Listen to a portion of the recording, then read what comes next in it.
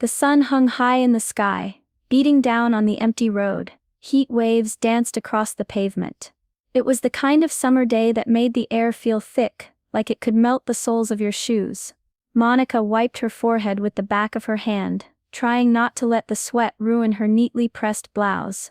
She had just finished a meeting in the next town over. Her car, an old silver sedan with chipped paint and a stubborn engine, had made it there and almost all the way back. Almost.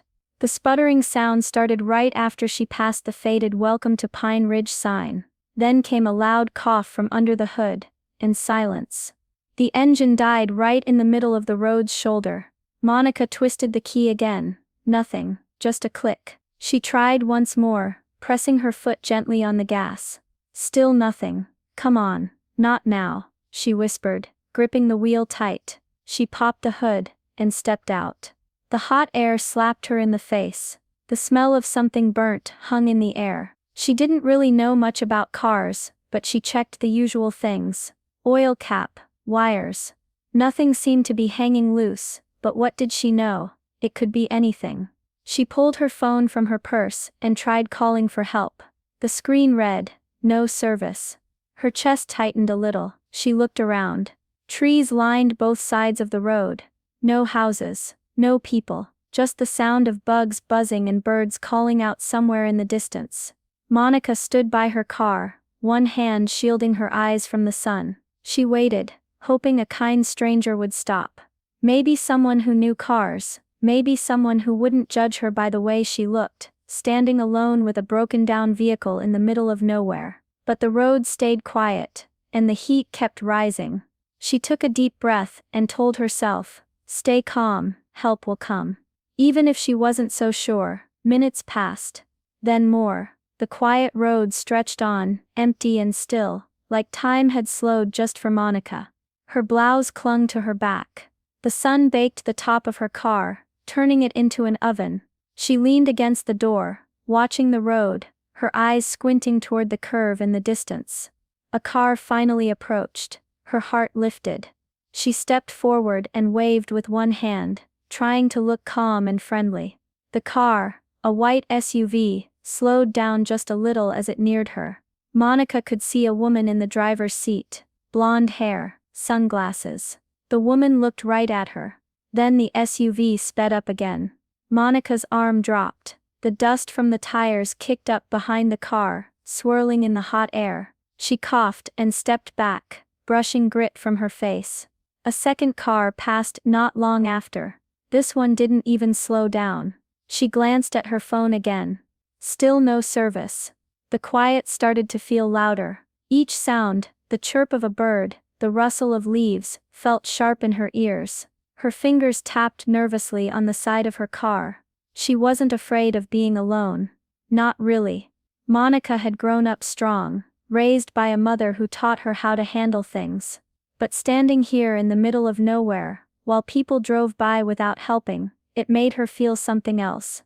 Like she was being watched but not truly seen. Judged, ignored. Her nice clothes, her calm voice, they didn't seem to matter. She looked down the road again, still waiting. The wind moved gently through the trees, but it didn't bring help, just silence. And eyes that passed her by without stopping. She crossed her arms and stood tall. Because giving up wasn't an option.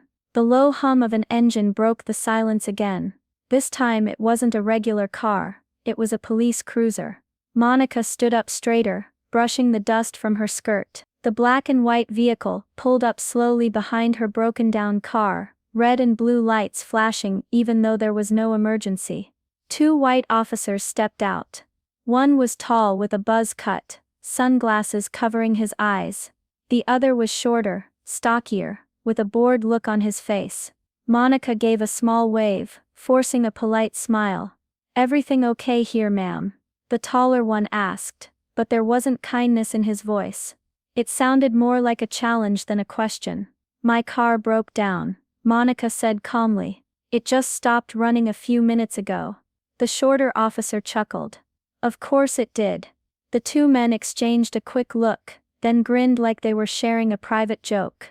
Monica's smile faded. "I've been trying to call a tow truck, but I can't get service out here. Uh-huh, said the tall one. He walked around the car slowly, glancing at it like it might be stolen. This your car? Yes, Monica said, her voice firm. The shorter one walked over to the front, leaned on the hood like he was settling in to relax. You don't see many folks like you driving this kind of car around here, he said, looking her up and down. Monica said nothing. She folded her hands in front of her, and kept her face still. Buzz Cut pulled out a small device, and began typing something in. Let's just run the plates. Routine check. They didn't offer help. They didn't ask if she was hurt, or needed water. They just stood there, half laughing, looking at her like she didn't belong.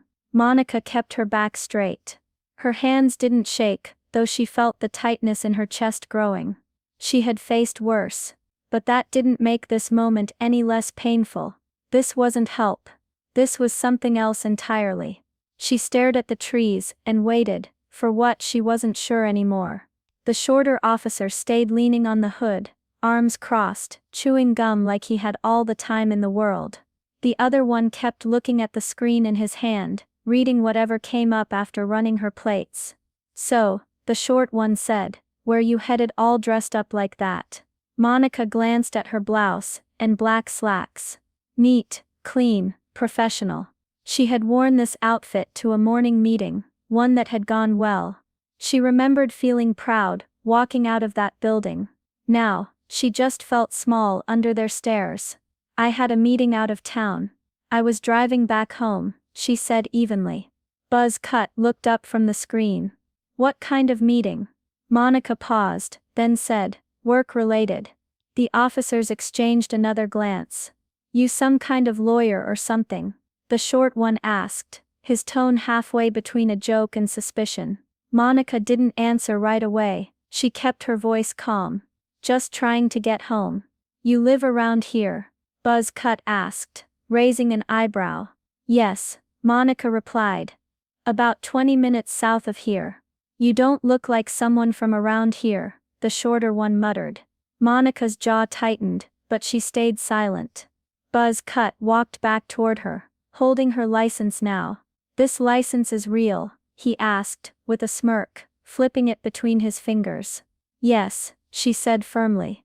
She could feel the sting of each word, each look. Not once had they asked if she was okay. Not once had they offered to call someone for her, or check the car. Instead they gave her questions, coated in doubt and laughter that didn't sound kind. She wasn't just tired now, she was angry, but she held it in. Standing on the side of the road, Monica felt like she had to prove she belonged.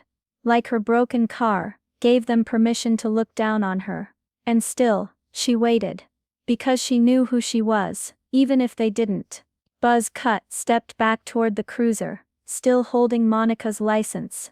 His fingers tapped quickly on his screen again. The short one stayed by the hood, now quieter, eyes flicking toward his partner, every so often. Monica stayed still. The sun had shifted, casting longer shadows. Her skin felt hot, but she didn't move. Inside, her thoughts were swirling. She had done nothing wrong, yet the weight of their stares pressed on her like she had. Then she noticed something. Buzz Cut's eyes were locked on his screen. His mouth twitched, and the smirk slowly vanished. His eyebrows lifted just a bit. He glanced up at Monica, then back at the screen. A quiet hum slipped from his lips. He called the other officer over with a tilt of his head. The short one pushed off the hood, and walked over. Buzz Cut showed him the screen. Their faces changed. The amusement was gone. No more smirks, no more side comments. Just a long pause, as they stared at whatever came up on that screen. Monica noticed the way their posture shifted, shoulders straighter, movements stiffer. She watched silently, not giving them the satisfaction of asking what they saw. The short officer glanced back at her, then leaned in and whispered something to his partner. Buzz Cut gave a quick nod. They both looked at Monica again. This time, their eyes weren't filled with judgment. They were filled with worry. Buzz Cut walked back toward her, slower now. The way someone walks, when they realize they've made a mistake. A big one. Ma'am, he said. Voice different now. Not sharp, not rude. Careful. He held out her license with 2 hands. "We didn't realize who you were." Monica took it from him without a word. The wind blew softly through the trees, and the birds still called in the distance. But now the silence between them was louder than ever. They were starting to understand, and it showed all over their faces. The shorter officer stood behind his partner, suddenly quiet. His gum chewing had stopped. His arms were no longer crossed, just hanging at his sides, like he wasn't sure what to do with them. Buzz Cut cleared his throat. "We didn't know you were Judge Monica Reed." He said her name carefully now, as if it might break in his mouth. Monica said nothing. She simply looked at them, her face unreadable. "Sorry for the confusion," he added quickly. "Just trying to do our job." She didn't answer right away. She slipped her license back into her wallet slowly and gently. Her hands were steady, even though her heart was still beating fast. She had dealt with people like them before, plenty of times in court. But out here, with no bench, no robe, and no title hanging over her head, she was just another black woman on the side of the road to them. Until now. The short officer shifted uncomfortably. "We didn't mean to, come off wrong or anything." Monica raised her eyes to meet his. Her stare was calm, but sharp. "You didn't come off wrong," she said softly. "You were wrong." Neither of them spoke. She looked at the cruiser behind them, then back at their faces. "You didn't ask if I was safe. You didn't offer help, you assumed I didn't belong." Buzz Cut opened his mouth, but she held up one hand, stopping him. "I've seen how power is used and misused," she continued. "And now, so have you." There was no yelling. No raised voice, just truth. Cold and clear. The taller officer nodded slowly, looking at the ground. Monica stepped back toward her car, no longer needing to explain anything. They had read her ID, and now, they finally saw her. Monica stood beside her car, arms relaxed at her sides, but every word she said held weight. The officers remained still, like 2 schoolboys, caught doing something they knew was wrong. "I don't need an apology," she said quietly. "That won't fix anything." Buzz Cut looked like he wanted to disappear. The short officer rubbed the back of his neck, saying nothing. Monica continued, her voice even. "I wonder how you would have treated me if my name wasn't on that ID. If I wasn't a judge, would you still be standing here now, pretending to care?" No one answered. She didn't expect them to. "I'm not asking for special treatment," she said. "I'm asking for basic respect, the kind you should give every person, no matter what they look like, or where they come from." The tall officer nodded once, still looking down. Monica's phone buzzed softly in her purse. She checked the screen. A signal had finally returned, barely, but it was enough. Her tow truck driver had replied. He was on his way. "I won't be needing your help anymore," she said simply. She didn't want them touching her car. Didn't want them pretending they cared now. The short one took a step forward. "We can wait with you, just to make sure." "No need," she said. Her tone wasn't rude, but it made things clear. She was done here. They nodded, turning back toward their cruiser. The weight of silence followed them. Monica stood taller as they walked away, the air somehow feeling lighter without their presence close by. In her chest, a quiet fire burned, not from anger anymore, but from strength. She didn't yell, she didn't cry, she stood her ground, and that was more powerful than anything they expected. About 10 minutes later, Monica heard the soft rumble of another engine. This one was different. Steady. Familiar. Comforting. A bright red tow truck pulled into view, slowing as it neared. It parked just ahead of her car. The driver stepped out, wiping his hands on a rag.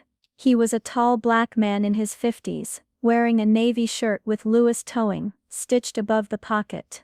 "Judge Reed," he said with a respectful nod and a kind smile. "Heard you had some trouble." Monica returned the nod, her shoulders relaxing. "Thanks for coming, Mr. Lewis." Behind them, the police cruiser was still sitting nearby. The officers were watching from inside now, quiet, waiting for some kind of signal. But Monica didn't look their way again.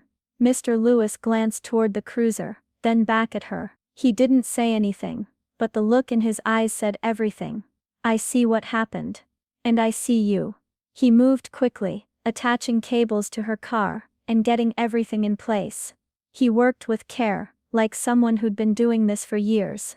Not once did he ask pointless questions, or make her explain herself. He just did the job, respectfully, professionally, and without judgment. You want to ride up front? He asked once the car was secured. Monica nodded and stepped into the truck cab. As they pulled away, the cruiser stayed behind, its engine idling. She didn't turn around, she didn't need to. They could sit there all day for all she cared. As the tow truck rolled down the road, she felt something return, something that had been shaken loose for a moment. Control. Not over the car, or the road, or the heat, but over her story. And no one could take that away from her. The red tow truck hummed quietly, as it carried Monica away from the empty road, and the police cruiser left behind. She sat silently, her hands resting on her lap, eyes fixed on the trees rushing past the window. The sun was starting to dip lower now, casting a soft orange glow across the sky. Her thoughts wandered, not about the broken-down car, or the officers who had doubted her, but about the many women who hadn't been as lucky. Women who didn't carry an ID that could command respect or pause judgment. Women who might have been left alone, or worse, treated unfairly without anyone noticing. Monica thought of her younger self, scared, unsure, trying to find her place in a world that often felt like it was against her. She remembered the nights spent wondering if she would ever be seen for who she truly was. Now, she was a judge. A woman with power and a voice that could make a difference, but the memory of today reminded her that power wasn't always enough. It didn't erase the pain or the fear. It only gave her a new reason to fight. Monica looked out at the passing fields and breathed deeply. The world was complicated, unfair, and sometimes cruel. But it was also full of moments like this. Moments where standing tall mattered more than anything else. She made a silent promise to herself, to keep pushing for justice, to keep speaking for those who couldn't, and to never forget where she came from. As the tow truck rolled further down the road, she whispered to herself, "Sometimes power isn't loud, it's knowing who you are, and never forgetting it." And with that, the sun set behind her, painting the sky with hope and promise for a better tomorrow.